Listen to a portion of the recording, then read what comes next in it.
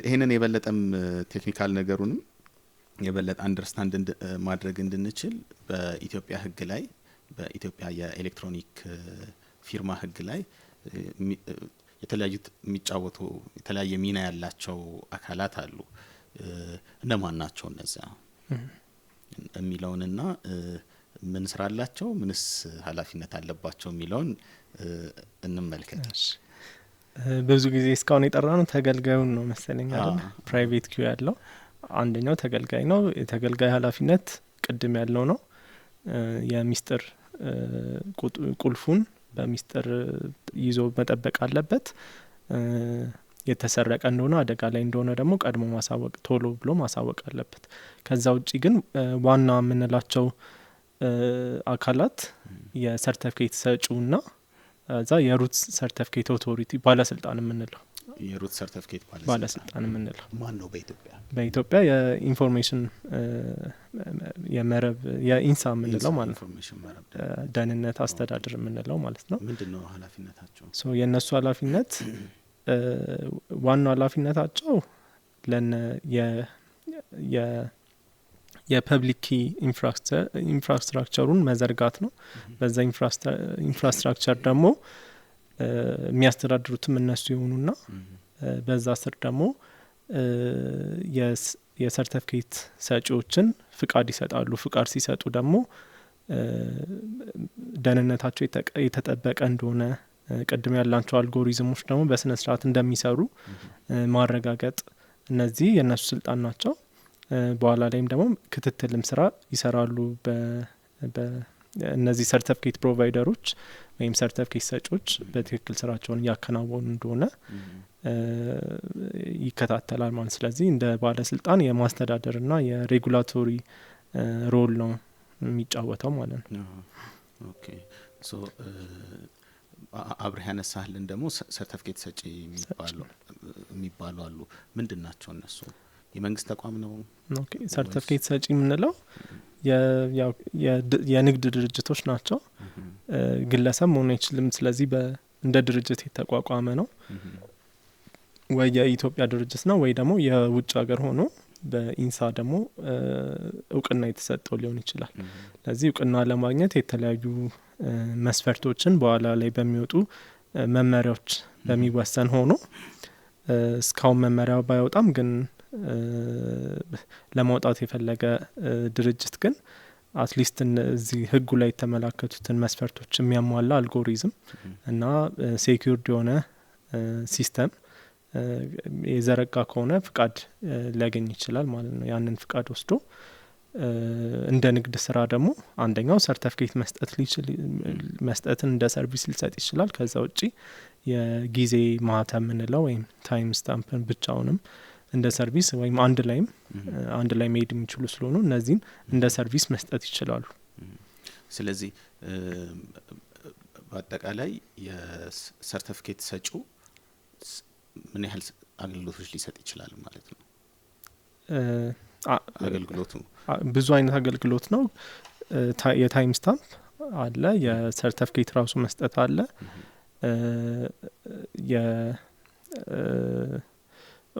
የኦተንቲኬሽንም ወይም የቬሪፊኬሽንም ሰርቪስ ይሰጣል እንደ ሰርቪስ ወይም ደግሞ ዶክመንቱ የእውነት በማን እንደተፈረመ ማለት ነው ለማረጋገጥ። ከዛ ውጪ ደግሞ ሪፖዚተሪ በመሆን ደግሞ የሰርቲፊኬቶችን ደግሞ ይዞ በማቆየት ደግሞ ሰርቪስ መስጠት ይችላል። ሰርቲፊኬት ሰጪዎቹን በተመለከተ የሚሰጡትን አገልግሎት በሌላ ህግ ውስጥ በተሰጠው ፈቃድ ውስጥ በተለየ መልኩ ካልተመለከተ በቀር ማንኛውም ሰርቲፊኬት ሰጪ ለተገልጋዮች አንድ የዲጂታል ፊርማ ሰርቲፊኬት፣ 2 የምስጠራ አገልግሎት፣ 3 የጊዜ ማህተም አገልግሎት ይሰጣል። ኢንክሪፕሽንም እንደ ሰርቪስ ይሄ ማለት የዲጂታል ፊርማ ሰርቲፊኬት ማለት ዲጂታል ፊርማ ሰርቲፊኬት ዲጂታል ሲግኒቸር ሰርቲፊኬት ነው። የምስጠራ አገልግሎት ኢንክሪፕሽን ሰርቪስ ነው። የጊዜ ማህተም ያልከን ታይም ስታምፕ ነው። እነዚህ 3 ነገሮች ምንድናቸው ሰርቪሶቹ ራሳቸው የሚለውን መረዳት በደንብ አዋጁንም የበለጠ መረዳት እንድንችል የሚያደርገን ይመስለኛል። ምንድናቸው እነዚህ ሰርቪሶች? ቅድም ያልነው አሁን ይቺ የክሪፕቶግራፊ ሲስተም መዘርጋት ጋር የተገናኙ ናቸው። ክሪፕቶግራፊ ሲስተም መዘርጋት የሚችል ድርጅት ዶክመንቶችን ወይም ሜሴጆችን በሚስጥር መያዝ፣ ማንነትን ማረጋገጥ፣ እነዚህ ሙሉ ሲስተሙ እንዳለ ማስተዳደር ወይም መስጠት የሚችሉ ስለሆኑ እነዚህን ሶስት አንተም አሁን ያልካቸውን ሰርቪሶችን በዚህ ሲስተም ነው የሚሰጡት፣ በዚህ በክሪፕቶግራፊ ሲስተም ማለት ነው። ስለዚህ የዲጂታል ሰርቲፊኬት የምንለው ቅድም ያለው አንድ የዲጂታል ፊርማ የሚፈርም ሰው ከዛ ዶክመንት ጋር እዛ ዶክመንት ላይ ወይ ከላይ ወይ ከታች ወይ ከጀርባው ሊሆን ይችላል፣ ብቻ ከጀርባው ሳይሆን መጨረሻ ላይ ሊሆን ይችላል የሚታተም ወይም የሚቀመጥ ብዙ መረጃዎችን የያዘ ሰርቲፊኬት ነው። ስለዚህ የፈራሚውን ስም፣ አድራሻውን፣ ሌሎች ማንነቱን የሚገልጹ እንደ ኢሜይል አድራሻ ሊሆን ይችላል፣ የአይፒ ራሱ አድራሻ የተጠቀመው የኔትወርኩም ማለት ነው፣ እሱን ሊይዝ ይችላል። ከዛ ውጪ በህጉም ላይ ብዙ የተቀመጡ አሉ። የሰርቲፊኬቱ ልዩ ቁጥር ሊሆን ይችላል፣ የራሱ የሰርቲፊኬት ሰጪው ስምም መገለጽ አለበት፣ ስሙ፣ አድራሻው። ምክንያቱም እውቅና የተሰጠው የሰርቲፊኬት ሰጪ መሆኑን ራሱንም በመግለጽ ዲስክሎዝ በማድረግ ማሳወቅ አለበት። ከዛ ውጪ የመተማመኛ ገደቡ ወይም እስከምን ድረስ ፕሩቭ እንደሚያደርግ ምን ማለት ነው እሱ? እስከምን ድረስ ፕሩቭ እንደሚያደርግ ማለት ሰርቲፊኬቱ ወይም ያ ሰው ሲመጣ ምኑን ወይም ያ የዲጂታል ሲግኒቸሩ ፈራሚ ምኑን ነው የሚያረጋግጠው። ስለዚህ ለምሳሌ ሙሉ ማንነቱን የሚያረጋግጥ ከሆነ ሙሉ ማንነቱን እንትና የሚባል ሰው መሆኑን ይሄ ሰርቲፊኬት ያረጋግጣል ብሎ ማለት ነው። ሚሲንግ እንትኖች ካሉትም መግለጽ አለበት። ሚሴት የሚደረጉ ኢንፎርሜሽኖችም ካሉ ምናልባት እዚህ ጋር እስከ ምን ያህል ብር ድረስ እንደምትዋዋል ሊሚቴሽን ሊጥልብህ ይችላል። ሰርቲፊኬቱን ሲሰጥህ እያረጋገጠ ነው ማንነትህን አይደል? ሶስተኛ ወገን ሊጠቀምበት ይችላል። ወደ እነሱ በኋላ መምጣታችን አይቀርም። ይህን ማረጋገጫ የሰጠው እስከዚህ ደረጃ ድረስ እስከዚህ ደረጃ ገንዘብ ድረስ 100,000 1 ሚሊዮን ምናምን ብሎ ላይ አስቀምጠው ከዛ በላይ ከሆነ ኃላፊነት አልወስድም ብሎ እንደዛ አይነት ሊሚቴሽን ሊጥብበት ይችላል ተጠቃሚው ላይ። እሱ አሁን እንደ ሰብስክሪፕሽኑ ሞዴል በቃ እስከዚህ ድረስ ነው ምንድነው የምሰጠው ሰርቪስ እስከዚህ ያለ የገንዘብ መጠን ላይ ያሉ ውሎች ላይ ነው ሊል ይችላል። እዚህ ላይ ግን እንደዛ የሚል ከሆነ ሰርቲፊኬቱ ላይ መጠቀስ አለበት። ይሄንን ዝርዝር ነገሮችን ያካፈልከን ነገሮች ያሉት አንቀጽ 33 ላይ ነው ሰርቲፊኬቱ ሊያካትታቸው የሚገቡ ነገሮችና ከነዛ መካከል ምናልባት ቢዝነሶችም ተጠቃሚዎችም ሊያስተውሉት የሚገባው ነገር አንደኛው 33 ንዑስ አንቀጽ 1 ቀላይ የሰርቲፊኬቱ መተማመኛ ገደብ የሚላለና መተማመኛ ገደብ የሚለውን ደግሞ አንቀጽ 2 ላይ ሲተረጉመው በሰርቲፊኬቱ ላይ እምነት ማሳደር የሚቻልበት የተፈቀደ የገንዘብ መጠን ነው ይላል። ስለዚህ አንድ ሰው ሰርቲፊኬት ስላለው ብቻ ያንን ስለተሰጠው ብቻ የኢሲግኒቸር ሰርቲፊኬት ስለተሰጠው ብቻ የፈለገውን ያክል ገንዘብ ያለው ሊፈርም አይችልም ማለት ነው። ስለዚህ ይሄን ሰርቪስ የሰርቲፊኬት ሰርቪስ የሚሰጠው ወይም የሰርቲፊኬት አገልግሎት የሚሰጠው ተቋም ገደብ ሊጥልበት ይችላል ማለት ነው። ያንን ሰርቲፊኬቱ ላይ እናየዋለን ማለት ነው። ኦኬ ጥሩ። ስለዚህ አሁን ሰርቲፊኬት ሰጪዎች እነዚህ ናቸው ብለናል። ሰርቲፊኬት ሰጪዎች እንደዚህ አይነት ሰርቲፊኬት ይሰጣሉ። በዚህ ሂደት ላይ ምን አይነት ግዴታ አለባቸው ማሟላት ያለባቸው ሊጠነቀቁበት የሚገባ? እሺ ከዛ በፊት ግን አንደኛው ሰርቪሳቸው የረሳ ነው የጊዜ ማህተም። የጊዜ ማህተም አላነሳ ነው እሷን አላነሳንም። የጊዜ ማህተም ምንለው ያ ፊርማ ሲያርፍ በመቼ ቀኑንና ሰዓቱን አትሞ ዶክመንቱ ላይ የሚይዝልን ነው። ስለዚህ ያ ሰው ልክ የፈረመበት ቀንና ሰዓት በቃ በማያከራክር ሁኔታ እዛ ላይ ይቀመጣል። አዋጁም ላይ እንደዛው የህግ ግምት ከሚሰጣቸው አንድ ነገር አንደኛው ይሄ ነው። ጊዜና ቀኑ እዛ ላይ በታይም ስታምፕ የሰርቪስ የሰርቲፊኬት ፕሮቫይደር በሰጠው ታይም ስታምፕ ተቀባይነት ያገኛል ይላል። ስለዚህ የዚህም ደግሞ አንደኛው ጥቅሙ ቀንና ሰዓቱን ወደ ኋላ አድርጎ ሰዎች እንዳይፈርሙ እንዳያጭበረብሩ እነዚህ እንደዚህ አይነት ጥቅሞች አሉት። ስለዚህ ዶክመንቶች ታይም ስታምፕ ወይም የተፈረመበት ቀንና ሰዓት ይመዘግባሉ ማለት ነው። ኦኬ ግን እዚህ ጋር አንድ ጥያቄ አለኝ። አሁን እንግዲህ ሰርቲፊኬት ሰርቪስ የሚሰጡት ታይም ስታምፕ ያስቀምጣሉ። ሰርቲፊኬት ራሱን ሰርቲፊኬቱን ዲጂታል ሰርቲፊኬቱን ይሰጣሉ። ከዛ ደግሞ ኢንክሪፕት ያደርጋሉ።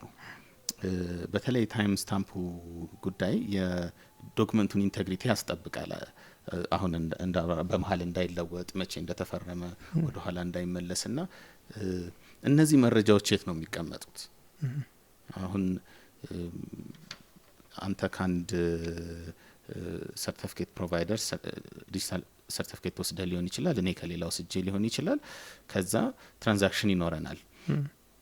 ትራንዛክሽናችን ላይ መቼ እኔ ፈረምኩ መቼ አንተ ፈረምክ የሚለው ማረጋገጥ አስፈላጊ ነው። ያው ከውል ህግ አንጻር አይደል? ኦፈር ኤንድ አክሰፕታንስ ውል የሚፈጸመው ኦፈር ቀርቦ አክሰፕት ሲደረግ ነው። እነዚህ ነገሮች ላይ በተለይ ዋጋ ይኖረዋል መቼ ተፈረመ የሚለው ነገር። ስለዚህ ይህንን መረጃ አሁን ክርክር ቢነሳበት የት እናገኘዋለን? ማን ጋር ነው የሚገኘው? ኦኬ የታይም ስታምፕ ልክ እንደ ሰርቲፊኬቱ ሁሉ አብሮ ከዶክመንቱ ጋር የሚለጠፍ ነው።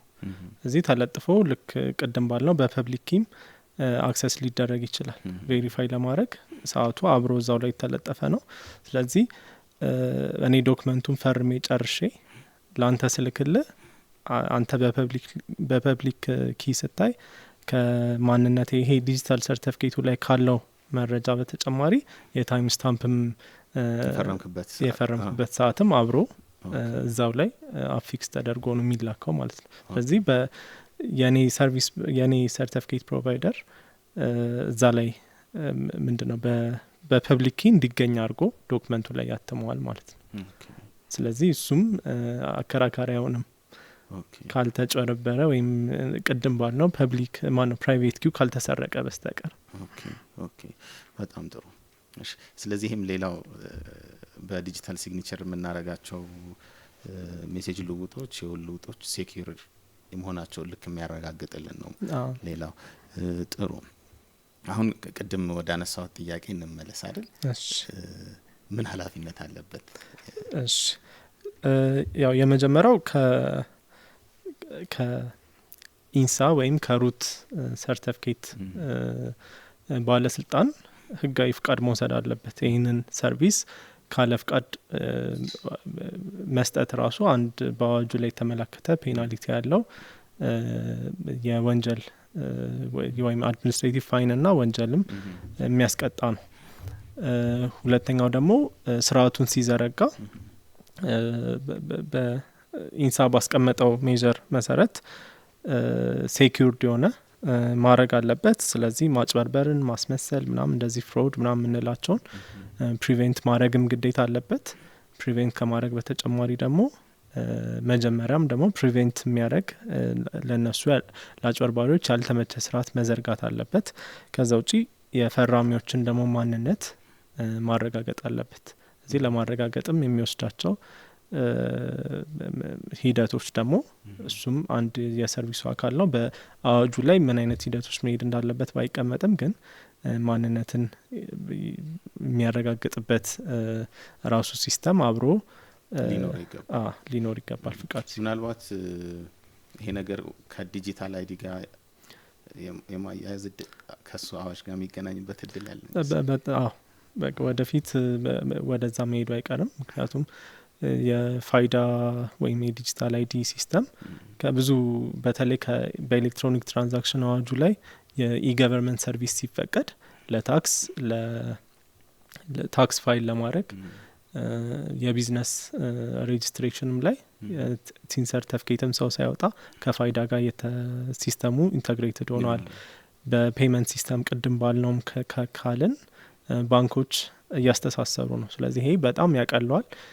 ሲቀጥል ደግሞ ቅድም ራሱ ያልነው አንድ መንገድ ይሄ ሰዎች ፕራይቬት ኪያቸውን እንዳይሰረቁ ከሚያደርጉ አንደኛው መንገድ ደግሞ እንደዚህ አይነት አውተንቲኬሽኖች ናቸው። ይሄ ባዮሜትሪክ ዳታዎች አንደኛው መንገድ ናቸውና ይሄ ሁላ አብሮ መተሳሰሩ በኋላ ላይ የሰውየው ማንነት በደንብ ማረጋገጥ ይቻላል።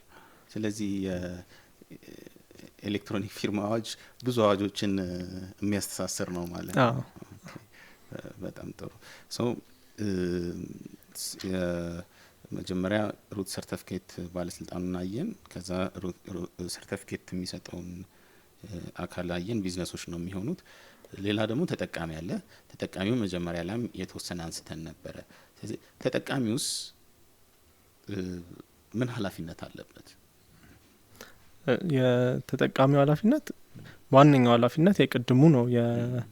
የግል ወይም የሚስጥር ቁልፉን መጠበቅና ደግሞ ለአደጋ የሚያጋልጥ ነገር ሲኖር በጊዜው ማሳወቅ አለበት። ስለዚህ ምክንያታዊ የሆነ የጥንቃቄ እርምጃ መውሰድ አለበት። ከዛ ውጪ ግን ራሱ ደግሞ ከህጉም ውጪ ደግሞ መውሰድ ያለበት በህግ ማያስገድደው ግን ደግሞ መውሰድ ያለበት የጥንቃቄ እርምጃዎች ሊኖሩ ይችላሉ። ምክንያቱም ይሄ በጣም ለብዙ የኤሌክትሮኒክ ሲግኒቸር ለብዙ የሳይበር ሴኩሪቲ ጥቃቶች የተጋለጠ ነው። እዚህ አንደኛው ራሱ ቁልፉን ሊሰረቅ ይችላል። ለዚህ ቁልፉን ለመጠበቅ ምክንያታዊ እርምጃ ወይም ምክንያታዊ ጥንቃቄ መውሰድ አለበት። ከዛ ውጪ ሌሎች ጥቃቶች አሉ። አሁን ፊሽንግ አታክ የምንለው አለ አይደል? የኢሜይል ተልኮ። እስቲ ፊሽንግ አታክ ምንድነው የሚለውን አብራራልንና እንደ ምሳሌ እንውሰደው። አሁን ፊሽንግ አታክ እንዲሁም በዚህም ሀገር በብዛት በኢሜይል የሚደረግ ጥቃት ነው እና ብዙ መስሪያ ቤቶችም ሰራተኞቻቸውን ስልጠና እየሰጡ አሁን ላይ በደንብ እየታወቀ የመጣ የጥቃት አይነት ነው።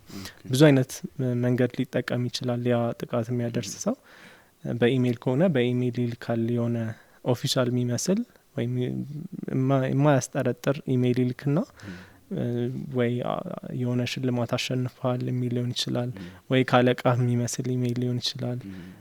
ብቻ የሆነ ሊንክ እንድትጫን እና ያንን ሊንክ ደግሞ ስትጫን እሱ ወደሚፈልገው ዌብሳይት ወስዶ የተለያዩ መረጃዎችን ይሰርቃል። ስለዚህ የፊሽንግ ኢሜይሎችን እየተጠቀሙ እንደዚህ አይነት ስርቆት የሚያከናውኑ አሉ። ይሄንንም ራሱን ስለዚህ ይሄ ማለት ምን ማለት ነው? ይገጥመናል አይደል? ለምሳሌ በቅርቡ እኔም ገጥሞኛል። ከፌስቡክ የተላከ የሚመስል የኮሚኒቲ ፖሊሲ ቫዮሌት አድርገሃል የሚል ኢሜይል ደረሰልኝ። ከከፈትኩት በኋላ ሊንኮች አሉ እና ኢሜይሉም ራሱ ስሙ ፌስቡክ ሰፖርት ምናምን ነው የሚለው። ግን ካለ በኋላ እና ኢቭን እዛ ላይ ያስቀመጠው ሊንክ ዳይሬክት ወደ ፌስቡክ መሄድ ከፌስቡክ ጋር የምናውቀው አይደለም። facebook.com አይደል? እንደዛ አይደለም። ግን መጀመሪያ ላይ ያለው ክፍሉ ፌስቡክ ሰፖርት ምናምን ስለሚል ከፌስቡክ የመጣ ይመስልሃል። ፒክቸሩ ልክ እንደ ሌሎች ኦፊሻል ይመስላል። ኦፊሻል ነው የሚመስለው። ከዛ ክሊክ ሄር ሪስፖንድ ለማድረግ ሚል አለው። ያው ከፌስቡክ የመጣ እንዳልሆነ ስለገባኝ ክሊክ አላረኩም። ግን በዚህ ወቅት ሰዎች ከፌስቡክ ብቻ ሳይሆን ከተለያየም ቢመጣ ከምናቃቸው ሰዎችም የመጣ የሚመስል ሊሆን ይችላል። በምናቀው ስም ጥንቃቄ ማድረግ አለባቸው ማለት ነው። እዛ ውስጥ ገብተው ኢንተርኔት ላይ ዝም ብለን ፓስወርድ እንሞላለን። ፓስወርድ አስገባ ስንባል እንሞላለን ያንን ይነጥቁናል ማለት ነው እዛ እሱን ነው ኤክስፕሎይት የሚያደርጉት ኦኬ ምን አይነት ጥንቃቄ ማድረግ ይችላሉ ለአሁን ስፔሲፊክሊ ለፊሺንግ ኢሜይሎች አንደኛው ጥንቃቄ አሁን አንተም እንዳረከው የኢሜይል አድራሻውን ማየት ነው ኢሜይል አድራሻው ከራሱ ከዶሜን ኔሙ መጨረሻ ላይ አንተ እንዳልከው facebook.com የማይል ከሆነ ከፌስቡክ አይደለም ብሎ ጥርጣሬ ማድረግ ይቻላል ሌላው ደግሞ አንዳንድ ኦንላይን ቱሎች አሉ የስካም ኢሜይሎችን ቼክ ማድረጊያ እዛ ላይ ወስዶ ኢሜይሉን እዛ ላይ ኮፒ አድርገን እዛ ላይ ፔስት አድርገን ማየት እንችላለን ለምሳሌ ታስታውሳለህ በስም ማቀው የለም ግን ጉግል ቢደረግ ብዙ አሉ ምን ብለን ጉግል ማድረግ እንችላለን ስካም ኢሜይል ቼከር ወይም እንደዛ ነገር ብለን ቼክ ማድረግ እንችላለን ሪከርዶችንም ያመጣል እንዲያውም አንዳንዱ ቱል ከዚህ በፊት ሌሎች ሰዎች ሪፖርት ያደረጉት ከሆነ እንደዛ ብሎ ይመጣል አንዳንዴ ደግሞ ጂሜይል ወይም ሌሎችም ሴኪዩርድ የሆነ የኢሜይል እንትን የምንጠቀም ከሆነ ስፓም ውስጥም ቀጥታ ይከታቸዋል ስለዚህ ስፓም ውስጥ የገቡ ኢሜይሎችንም በጥንቃቄ ነው ማየት ያለብን ሊንኮች ዝም ብለን አለ መንካት ከማን እንደሆነ በደንብ ለማጣራት መሞከር አንዳንዴ ደግሞ የፊሺንግ ኢሜይሎች ለየት የሚያደርገው ግራማቲካሊም ስተትም ሊኖራቸው ይችላል ትኩረት ስለማያደርግ የሚጽፈው ሰው እንደዛ ሌላው ደግሞ ይሄ በፊሺንግ ኢሜይል ክሊክ ስናደርግ የሚወስደን የትሮይ ፈረስ የሚባል እንትን አለ አይደል ታሪክ አለ ትሮጃን ሆርስ ስለዚህ ልክ እንደዛ አሁን መግባት የፈለግነው የሆነ ባንክ የኛ ባንክ አካውንት ያለበት ፕላትፎርም ውስጥ ከሆነ የኛን ባንክ አካውንት የሚመስል ሎጎውን ምኑን ሁሉም ነገር የኛን ይመስላል ግን እዛ ላይ ፓስወርድና ዩዘር ኔማችን አስገብተን ሎጊን ስንል ኢንፎርሜሽኑን የሚልከው ለሀከሮቹ ነው እንደዚህ አይነት ሲስተሞች ይኖራሉ ትሮጃን ትክክለኛው ሲስተም ላይ ገብተው የኛን ዩዘር ኔም እና ፓስወርድ አላቸው ተጠቅመው እንትን ይላሉ ስለዚህ እሱም ላይ እንደዛው የምንገባባቸውን ዌብሳይቶች ትክክለኛነታቸውን ከላይ በብራውዘራችን ላይ የሚጻፈውን እንትን ዶሜን ኔሙንም አድሬሱንም በጥንቃቄ ማየት አለብን እነዚህ ማድረግ አለብን ሌላው ፌክ ሰርቲፊኬቶችም ሊኖሩ እንደሚችሉ ማሰብ አለብን እንደተጠቃሚ ስለዚህ የዶክመንቱ ላይ ፌክ ሰርቲፊኬት ፌክ ወይም ትክክለኛ ያልሆነ የታይም ስታምፕ ምናምን አድርጎ ሰው ሊልክልን ይችላል ስለዚህ እሱንም ለማረጋገጥ የራሳችንን እንትን መውሰድ አለብን ጥንቃቄ መውሰድ አለብን ይሄ ማለት አሁን እኔ እናንተ መዋል ብንፈልግ እኔም የራሴ ዲጂታል ሰርቲፊኬት ሊኖረኝ ይገባል ዲጂታሊ መዋል ብንፈልግ አንተም የራሴ ዲጂታል ሰርቲፊኬት ሊኖር ይገባል እና ከኢንሳ ፈቃድ ያገኙ ዲጂታል ሰርቲፊኬት ሰጪዎች ነው ያንን መውሰድ ያለብኝ አንተም ልክ እንደዛው ስለዚህ ልንዋል ስንል ዲጂታል ሰርቲፊኬቶቻችንን እንለዋወጣለን ማለት ነው አይ ሰርቲፊኬቱ አንዱ ዶክመንት ላይ ነው የሚሆነው የሁለታችንን ፊርማ ያለው አንዱ ዶክመንት ላይ ይሆናል ኦኬ ሶ እኔም ከመዋዋልበት ሰው ጋር ያለው ሰርቲፊኬት በትክክል ፈቃድ ካለው ተቋም የመጣ መሆኑን ማረጋገጥ አለብኝ ማለት ነው እንዴት ነው ያንን ማድረግ የሚቻለው እሺ አሁን ላይ ባለው አስተራር በጣም ከባድ ነው የሚሆነው ግን ቀደም እንዳልነው የዲጂታል ሰርቲፊኬት ይዘቶች ላይ አንደኛው የሰርቲፊኬት ሰጪው ስሙን መግለጽ አለበት ማንነቱን አድራሻውን መግለጽ አለበት ስለዚህ ያንን አንድ ሰው አይቶ የእውነት ፍቃድ ያገኘ ነው ወይ አይደለም የሚለውን ለማረጋገጥ የተዘረጋ ምንም አይነት የማረጋገጫ ሲስተም የለንም ሰርቪስ የሚሰጥሳለ ግን ሀገር ውስጥ አንድ ነበር ማቀው አሁን ላይ ኦፕሬሽናል ይሁን አይሁን እርግጠኛ አይደለሁም እንጂ አንድ አለ ማስታወቂያ ምናምን መለጠፍ ተጀምሮ ነበር ኦኬ አይ ቲንክ ሳያቆሙ አይቀርም ያ ዌብሳይታቸው ስቲል አክቲቭ ነው ያየሁት አሁን እነሱ በደንብ ካየሁትም በግሌም ኤክስፒሪየንስ ታማኝነት ያላቸው ሰዎችም ውስጥም ያሉት በአማካሪነትም በቦርድም ያሉት ታማኝነት ያላቸው ናቸው ከኢንሳን ፍቃድ እንዳገኙ ይገልጻሉ ስለዚህ እንደዚህ አይነት ፍቃድ ያላቸው መሆናቸውን የግላችንን ጥረት አድርገን ማጣራት አለብን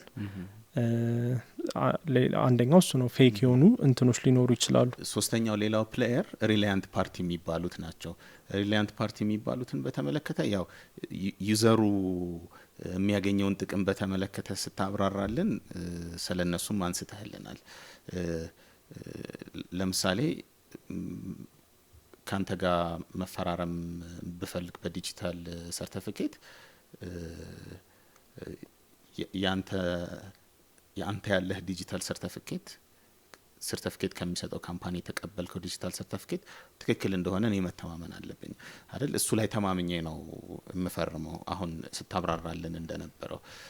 ስለዚህ ከዚህ አንጻር ሰርቲፊኬት ሰጪውም ካምፓኒ በትክክል ሰርቲፊኬት ከመስጠቱ በፊት የሰውየውን ማንነት በሚገባ የማረጋገጥ ኃላፊነት ያለበት ለዚህ ነው እምነት የሚያሳድረው ተዋዋይ ወገን በትክክል ካሰበው ሰው ጋር ውል ማድረጉን ማረጋገጥ እንዲቻል ማለት ነው። ስለዚህ ከሱ አንጻርም ይሄ እምነት የሚያሳድር ሰው የተባለው የሚባሉ ሰዎችም ሪላያንት ፓርቲ የሚባሉ ሰዎችም ኃላፊነት አለባቸው። ኃላፊነታቸው ቅድም እንዳነሳህልን የተላከላቸው ሰርቲፊኬት ትክክለኛ ህጋዊ ሰርቲፊኬት መሆኑን ማረጋገጥ አለባቸው ማለት ነው። ጥሩ። ስለዚህ በአጠቃላይ የኢሲግኒቸር ሲስተሙ ይሄንን ይመስላል ማለት ነው።